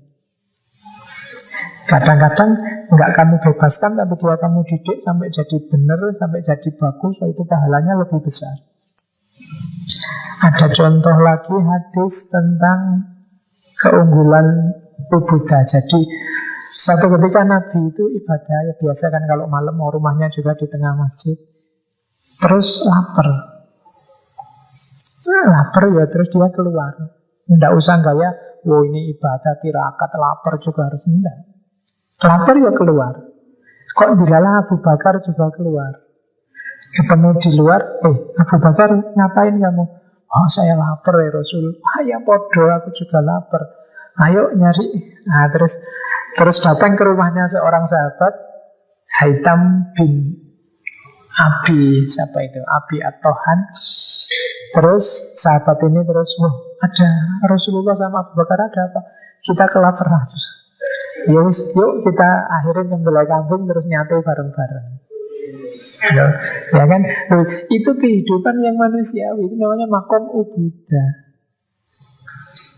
Jadi sunnatullahnya memang manusia itu bisa lapar. Ya tidak apa-apa lapar.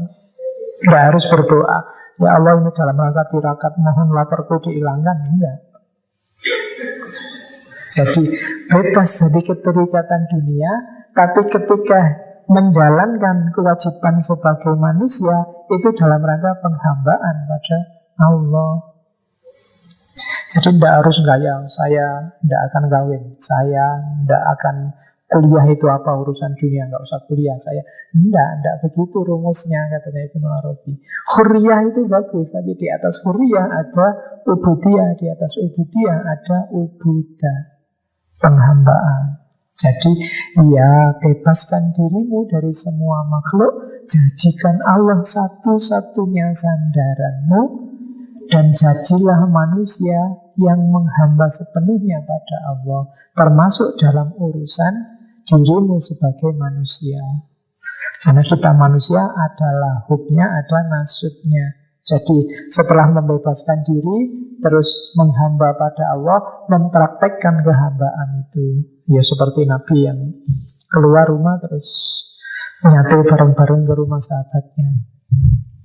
Ya kamu boleh pakai hadis ini kalau ke rumahnya teman, ini ada sunnahnya loh, Nabi datang. Katanya kalau ada hadisnya itu sunnah. Nabi pernah loh ke rumah temannya, terus temannya harus beliin sate kambing loh, gini makan-makan. Nah, ada hadisnya ini. Oke, sudah jam 10. Itu ada kalimat bagus dari Futukas. How can the head travel to God when it's chained by its desire? Gimana hatimu, kalbumu bisa terbang menuju Allah kalau dia dirantai oleh banyak keinginan, banyak hasrat? Ya, gerakmu akan terbatas oleh hasratmu sendiri. Hijabmu dengan Allah itu bukan orang lain, bukan aliran lain, bukan kelompok lain, tapi dirimu sendiri yang menghalangi. Sama seperti al-islamu mahjubun bil muslimin, dirimu itu mahjubun oleh dirimu sendiri, hasrat-hasratmu sendiri. Allah itu di mana-mana, tiap hari sekeliling kita. Dia hadir, cuma kamu gak pernah nyapa. Ada puisi bagus yang sering dikutip orang. Jadi ini puisinya Ibnu Arabi. Ini semacam Allah ini semacam nek bangsa Jawa ini ngersulo. Ya meskipun tidak mungkin Allah ngersulo, tapi Allah ngomong ke kita, wahai kekasihku, begitu sering aku memanggilmu, namun tidak terdengar olehmu. Begitu sering ku tampakkan diriku di hadapanmu, namun tidak terlihat olehmu. Begitu sering ku sebar aromaku, namun tidak tercium bauku olehmu.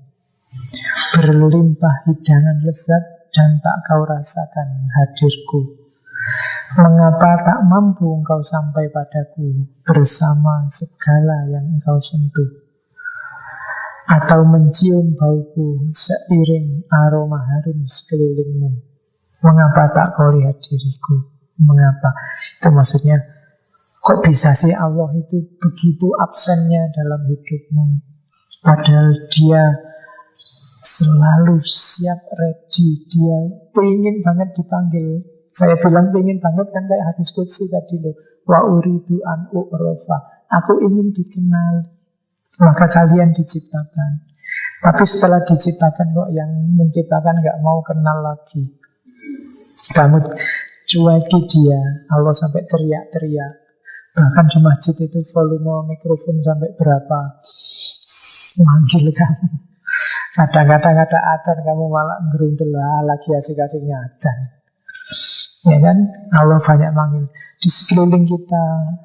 Mungkin sambil ngaji gini sejak tadi, Allah, sudahkah hadir sama dirimu? Meskipun ini ngaji yang memerintahkan untuk Allah hadir dalam dirimu, tapi sudahkah kamu menghadirkan Allah sejak tadi dalam ngaji ini? Ya, mungkin juga enggak. Oke, itu kelemahan kita. Maka sejak tadi saya bilang mungkin memang belum makomnya, tapi tidak boleh berhenti di makom yang belum itu. Harus gerak terus. Ilaihi roji'un. Kita harus tenggelam dalam cahaya, jangan tenggelam dalam kegelapan. Kayak kata-katanya Ibnu Arabi sendiri. Orang yang bodoh itu tidak akan dia paham kebodohannya, karena dia sedang tenggelam dalam kegelapannya sendiri. Dan orang yang pinter, orang yang ngerti, itu juga tidak akan ngerti kepinterannya, karena dia sedang tenggelam dalam cahaya. Maka tidak usah capek-capek kamu membudayakan debat. Debat sama orang yang bodoh tidak akan selesai, karena dia tenggelam dalam kegelapannya sendiri. Dan sama orang yang pinter juga tidak usah debat. Orang yang pinter itu dia tenggelam dalam cahayanya. Dia asyik dengan ilmunya. Dia pasti, orang yang pinter itu pasti dia tidak akan menyombongkan dirinya. Karena dia sudah asyik, dia sudah lega dengan cahaya di sekelilingnya.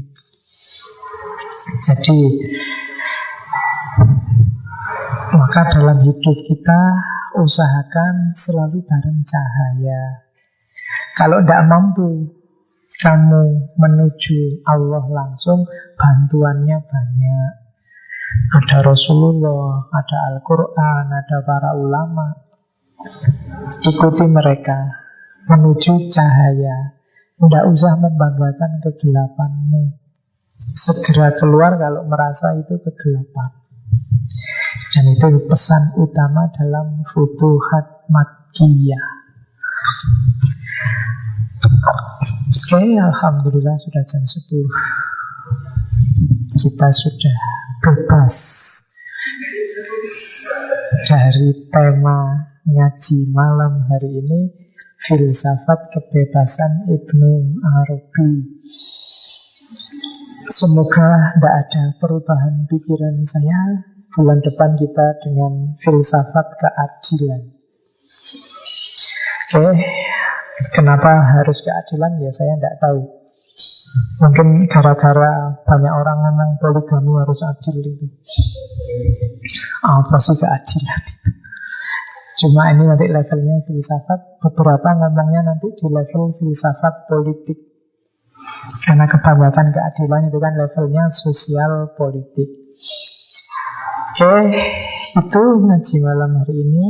Semoga ada manfaatnya, sedikit atau banyak. Sekali lagi kan saya tegaskan, jangan sign for sign.